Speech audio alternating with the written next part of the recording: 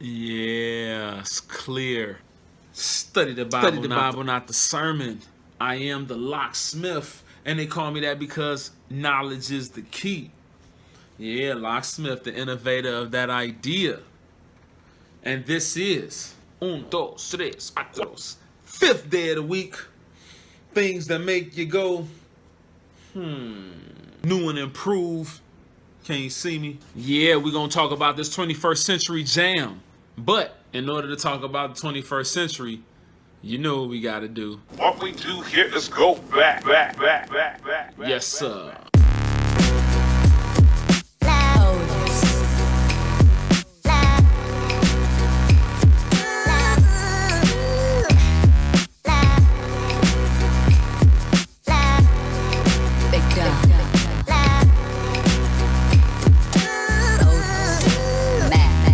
Welcome back, ladies and gentlemen. What up, world? You got Locksmith, one of the original Christians, Hebrew Israelite Christian, in the name of Jesus. Stop playing with me, right? Jesus, en el nombre de Jesus. Just in case you thought I was joking. And I'm here. We dealing with this Sins of Jeroboam, and we gonna consider this the intro, right? A little background about the King Jeroboam. He was king of Israel after Solomon messed up. The Lord split the kingdom and gave it to King Jeroboam, the son of Nebat, who originally was a servant of Solomon. Right? Be that as it may, throughout the process of time, King Jeroboam was charged 21 times in the Bible as being the one who caused Israel to go astray.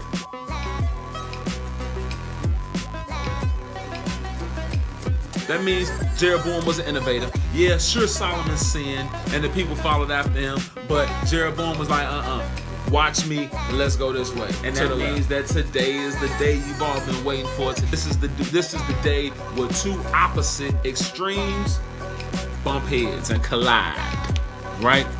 On the one hand, you got the extreme of the innovator, locksmith, right? The one who innovated the idea, study the Bible, not the sermon. And then we got another type innovator. Go ahead, throw Colossians 2 and 23 on the screen just in case they didn't see the commercial. Right? That means Jeroboam, the son of Nebat, was also an innovator, and he innovated turning the children of Israel away from God. And again, I'm here to innovate the children of Israel to turn back to the Most High God. Turn up. Just a quick run through. What did Jeroboam do? Right? We got 4 principal things that Jeroboam got into it with the God of Israel about. Number 1, he built some golden calves. A throwback to Aaron, we're going to see a little bit about that. Then number 2, he changed the place of worship from Jerusalem to 2 different places in the land of Israel, Dan in the north and Bethel in the south. Number 3, he created his own priest. Whoever he felt like making a priest, he made a priest, and then kicked out the tribe of Levi, to the point where all the tribe of Levi came to Judah and lived among the Jews and among the Benjamites. And then number 4, probably the most egregious and the most long-lasting that's still with us in the 21st century, is King Jeroboam changed the day of the feast of the Lord. More important than anything, not just any feast day, King Jeroboam changed the day of the Feast of Tabernacle, the feast that represents Jesus' kingdom. King Jeroboam flipped it. And like I said, it followed us down to the 21st century. You know what I'm saying? Look at us. We still flip. Still trying to sing to trees and stuff. Right, like nowadays, people celebrate the Lord's Supper, communion. Just flip it. Just do it whenever they feel like. Right? Where do you think that spirit comes from? That spirit comes from King Jeroboam. Was like, man, I don't care about no 7-month feast. We doing it on the 8th month. Right? When I feel like it. And that's what they do in the church, right? Some of them do it on the 3rd Sunday. Some of them do them every Sunday. Some of them do it on Sunday and Thursday. Some of them do homeless service on Saturday night. Then, right? So, King Solomon found out that the Lord was going to split the kingdom and that his son was going to have to share the kingdom with King Jeroboam. And so Solomon got salty. And just like everybody else who fall away from the Lord tell them something bogus, and then they go try and fix it as if they most strong than the Most High, right? He's almighty, but then you still try to act like you got somebody, right? Go figure. What Jeroboam do? Same thing Moses did. What King Jeroboam do? Same thing Jesus did. Fled to Egypt, what I'm saying? Boy. Ain't like you can run to Rome. If you look like me, you can't run to Rome. Everybody gonna be like, that's him. That's him. Nah, bro, you gotta run to Egypt where everybody look like you, kinda. And you throwing a little, you dig, you throwing a little snake chain, you throwing a little garb, you throwing a little kente cloth, and then you in there. King Jeroboam, just for some background, right? He fled Solomon. And he stayed in Egypt. I think that's what 1 Kings 11 and chapter 12 talks about him being in Egypt, and he stayed there until the death of Solomon. Right? Now go do you some history. While in Egypt, Jeroboam ended up marrying an Egyptian woman. Not just any Egyptian woman either. Jeroboam married Pharaoh's daughter.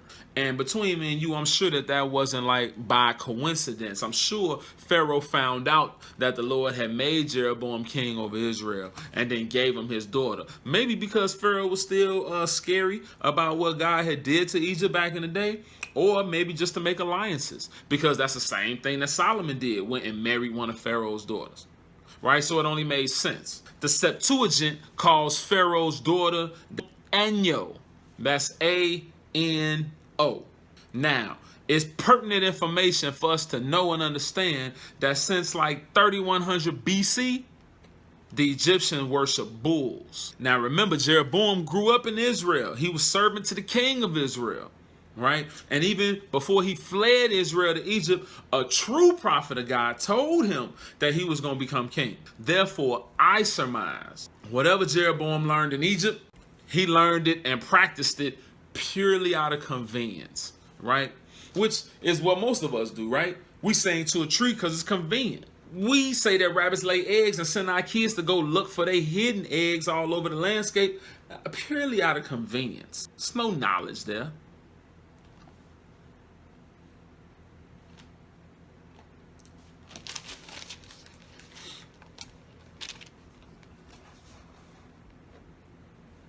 Right? 2 Kings 9 tells us that we got Jehoram, Azariah, Jehoash, Zechariah, Menenias, Pekahiah, Pekah, and the most famous of all Jeroboamites is, of course, the husband of Jezebel, Ahab. King Ahab led the league for turning the people away according to the sins of Jeroboam. Direct descendant of King Jeroboam, by the way. Before we get into this, I just want to read some 1 Kings chapter 14, because we know that Solomon's heart fell away from the Lord, and he built temples to all type of pagan gods all over the place. He built groves and, you know, everything to all the hosts of heaven, right? But the Bible doesn't lay this claim to Solomon. Lay this claim to King Jeroboam. So we're just going to read one verse, 1 Kings chapter 14 and verse 16. Mr. Illustrious. Yeah, I got my illustrious reader. We got new cameras, new lights. Time for new action. Read something. And he shall give Israel up. Yeah. Because of the sins of Jeroboam, who did sin, who made Israel to sin. Yes, sir. Yes, sir. Yes, sir. Right? King Jeroboam, who made Israel to sin. Turn down. Which brings us to the point. King Jeroboam, the first one to be on that bull. You feel me? Now, in Egypt, the bull was a sacred animal. Just like in India, it's still sacred, right? That's what Bart Simpson get that holy cow from, right? Holy cows, right? Starving to death, but the cow walk around nice and fat. Now in Egypt, the cow or the bull's name is Apis. And the bull was sacred to the god, man, I don't know how to say that guy's name, Ptah, right? Throw it up on the screen for me, right? I'm not a linguist. I just study English. And I do a little bit of Espanol. In the land of Canaan, among the Canaanites, and in Samaria also, right? Still Canaanites there. The word El, which in Hebrew is translated as God, in Canaan, the word El, sometimes used as Baal, is a storm god. And the symbol of Baal is a bull. And that's why you can't get wrapped up in Hebrew, right? Because the same word in Hebrew that represents the true and living God is also a word for a pagan God in a different language. So people that walk around acting like Hebrew is a pure language, just stop it. You might as well shoot yourself in the foot. But I digress. So Baal is a storm god, and his symbol is the bull, right? And this might give you pause if you think back to the prophet Elijah dealing with the prophets of Baal. 400 of them he had to take care of. Let's go read something. Exodus chapter 32. Because I actually need to correct myself. I said that King Jeroboam was the first one on that bullshit. But low-key, correction, King Jeroboam. Now, I know what y'all thinking. Didn't Aaron do something with the bull first? Like, yeah, Aaron did. But like I told you, King Jeroboam, innovator. But before we can get to Jeroboam, we got to take it back to Solomon. What we do here is go back. Yes, sir. That's what we do here is go back. So, flip on over to Exodus chapter 32. Exodus 32, we want to pick this up at verse 4. Mr. Reader, read something. And he received them in Yes. their hand and fashioned it with a graving tool. Okay. After he had made it a molten calf. Hold on, bruh. So, starting from verse 1, they was waiting for Moses. Moses took too long. 40 days and 40 nights is way too long to lead the children of Israel up to their own devices. You understand? Right? Might be food for thought for the children of Israel that's in relationships now. Think you're going to leave a person up to their own devices for 40 days and 40 nights. I'm just saying. The people was tired of waiting for Moses. They said, hey, make us some gods because we don't know what's up with Moses. He's like, all right, fine. Take your earring out your ear. Take it out your kids' ear. Take it out your wives' ear. Let me get them.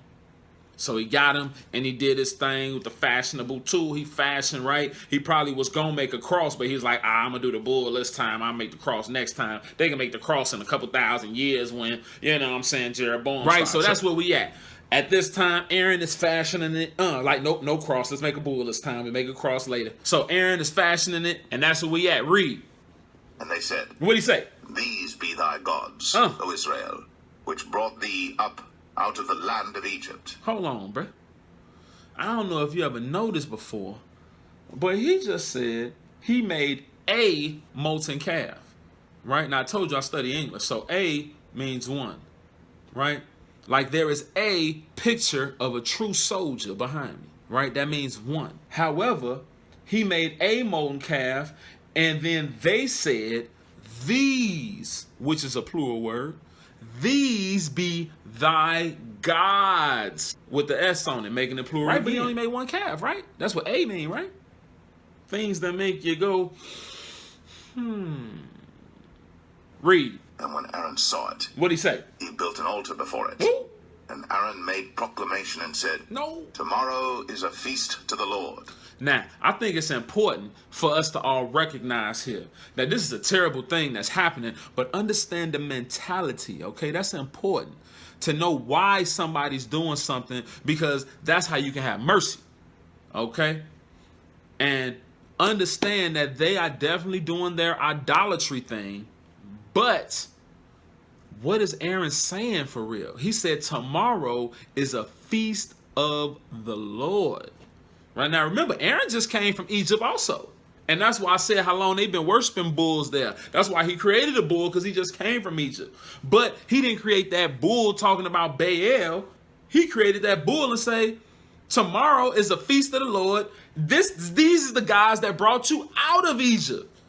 Now, how you going to have the God that represents Egypt, and this is the God that took Egypt down and brought us out of Egypt, out of captivity? Their God. It sounds ludicrous to us, but I want you to begin to think about that for the things that we call holy in the 21st century, and the things that we worship that also came from Egypt, that we now try to say, man, this is Jesus Christ-like. You feel me? Read.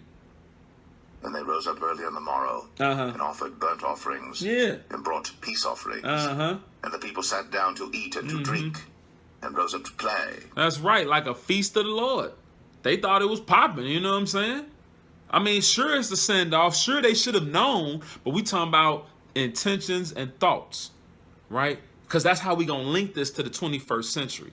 Because what's happening here is the same thing that's happening now. People start singing in front of that tree. I remember I was in church and the man said, hey, we know that this tree ain't really representing Jesus, so you just make it represent Jesus, right? The tree represents the tree of Galilee, and the lights because he's the light of the world. And the gold on the tree is because they brought him gold and frankincense and myrrh. And believe it or not, ladies and gentlemen, that's the exact same thing that Aaron was talking about. Read. And the Lord said unto Moses, What'd he say? Go, get thee down.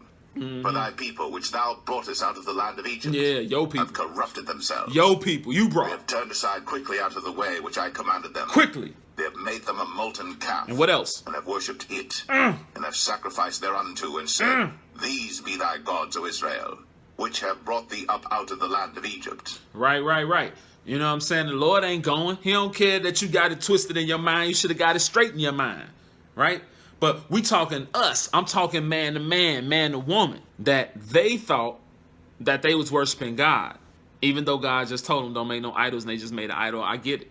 All I'm saying is that Moses and the people created the bull not to replace God, but to replace Moses. And even God just testified, yo people that you brought up out of the land of Egypt. And that's why Aaron made the calf and said, these be the guys that brought us up out of the land of Egypt. Right? Remember, God told Moses that you're going to be like a god to Pharaoh, and Aaron's going to be like your priest. So it's only right that Aaron be the one to make the new Moses to say that this the one that brought us up out of Egypt. It's my belief that the bull wasn't supposed to replace God. It was supposed to serve as a conduit between the people and God in the same way that Moses did, right? And again, if you think about it, that's the same thing people be saying about the cross hanging from their neck and they iced out Jesus. Now, one more time, don't get me twisted. The people have become pagans. I don't care how you slice it. I'm just saying what the intent was so that we be able to see.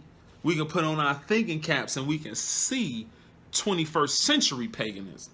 They was definitely pagans, and by the time of the prophet Hosea, you know, it was like, for sure pagans, right? No doubt about it, no way around it. Don't even try to fool yourself, right? Matter of fact, go over to Hosea chapter 13 and read verse 2 right quick, bro. Hosea 13:2. When you get that, read that.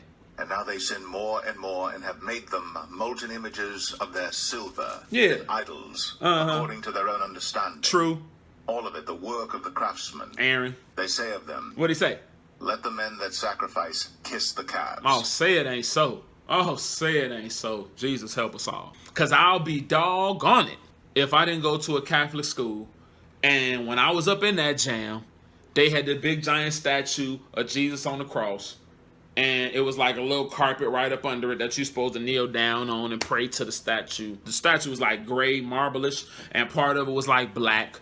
Now, I'm actually brown, caramel, or something like that. Like black, you know what I'm saying? Like the border of that picture, black, because people was touching on it and people was on it. Pause. Yes, it is the truth that over 1.2 billion people walk around kissing the calf, kissing statues in the 21st century. You know, I don't know. Maybe because the calves was different than the cherub angels that they had in the temple, right? Because inside the temple, the Ark of the Covenant had two cherubs facing each other.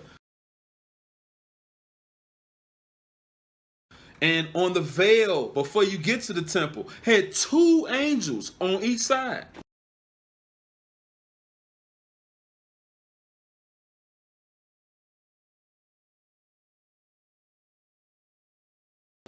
And on the wall, all the way around in the inside of the temple, you had a cherub angel, then a palm tree, then a cherub angel, then a palm tree.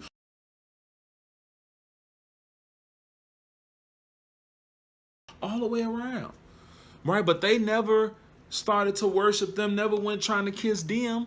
And the reason is probably because it was on the inside of the temple, so ain't nobody even going in there. Only person seeing that is the high priest. Going within the veil, he only seeing that once a year. As opposed to the calves that, or the bulls that King Jeroboam had two different places that everybody walking past would be able to see them.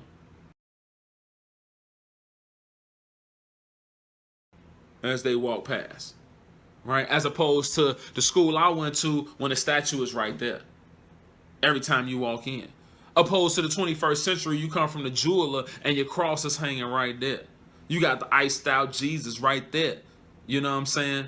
Where you getting ready to go to battle, or you getting ready to make a tough decision, you getting ready to do something real that's really real, and you go, whoo, Saint Michael the Archangel, be with me. You know what I'm saying? So, the moral to the story today, ladies and gentlemen, stop kissing the idols. Kiss the Son, lest he be angry. At any rate, this is Study the Bible, not the sermon. Things that make you go, Hopefully you got something to think about. Just a little something to wet your whistle, pause. Moses was the prototype for Jesus. Aaron was also supposed to be the prototype for Jesus because Jesus is our high priest now. King Solomon is also the prototype for Jesus, right? With that peaceful kingdom and all type of wisdom. King Jeroboam, Solomon's servant, he's a prototype for the Antichrist. Yeah, make sure you come back, check us out. We're going to delve into that. Prototype for the Antichrist. Prototype for the Antichrist. Yeah, that's something to sit around and think about. In the meantime and in between time, I am still Locksmith the Professor. And they call me that because knowledge is still a key. And I got the keys. Check back with me. Unlock some of the doors in your mind so that when Jesus come knocking, you'll let a man come sup with you. Locksmith, 5th day of the week. Things that make you go, Study the Bible, not the sermon. Turn.